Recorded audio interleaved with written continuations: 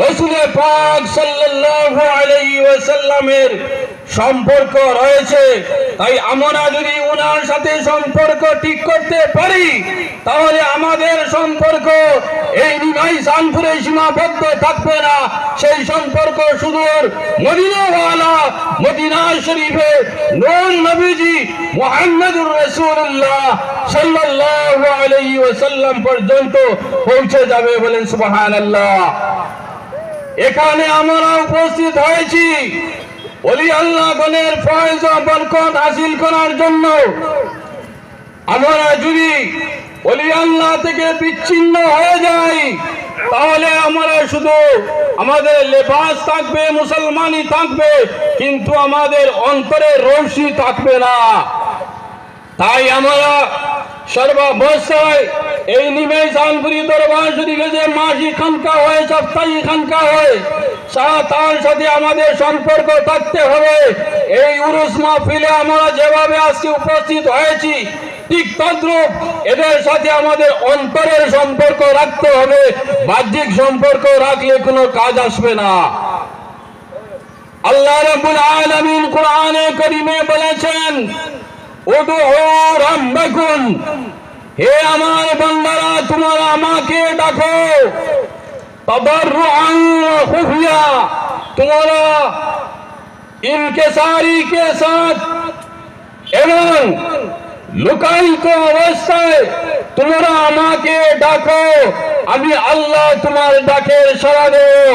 অন্য আয়াতে আল্লাহ বলেছেন, উদউনি আস্তাজিব লাকুম, হে আমার বান্দারা তোমরা আমাকে ডাকো, আমি আল্লাহ রাব্বুল আলামিন তোমাদের ডাকের সাড়া দেওয়া আমি আল্লাহর উপরে ওয়াজিব হয়ে যায়।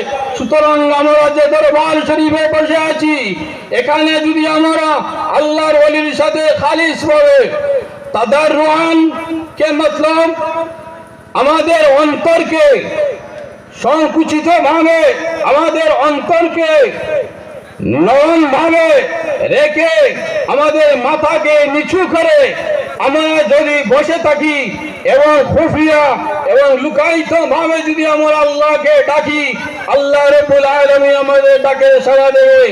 আল্লাহ বলেছেন, ইন্নাহু লা ইউহিব্বুল মু'তাদিন, আমি হদ তাজাউজ করনেওয়ালাদেরকে আমি পছন্দ করি না। তাই আমরা আমাদের রাহবার আমাদের সুফিয়ানে আযম নিমাই সানপুরি রাহমাতুল্লাহ তাআলা আলাইহি রেখে যাওয়া সুযোগ্য ওলামা আমাদের কাছে রয়েছেন, ওনাদের সাথে আমরা নাম যদি ব্যবহার করি, ওনাদের সাথে যদি আমরা সম্পর্ক রাখি তাহলে নিমাই সানপুরি রাহমাতুল্লাহ আলাইহির সাথে সম্পর্ক হয়ে যাবে।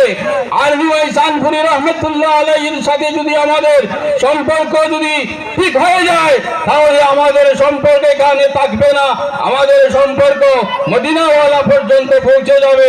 আল্লাহ পাক আমাদেরকে নিমাই সানপুরি রাহমাতুল্লাহ তাআলা আলাইহির দরবারে এসে যাতে আমরা কেউ খালি হাতে বিদায় না হই, আল্লাহ রাব্বুল আলামিন আমাদের সবাইকে ওলি আল্লাহর প্রেমিক হয়ে এই জীবনকে পরিচালিত করতে পারি। আল্লাহ পাক আমাদের সবাইকে তৌফিক দান করুন। আমিন। ওয়া মা আলাইনা ইল্লাল বালাগ ওয়া আখির দাওয়ানা আলহামদুলিল্লাহ।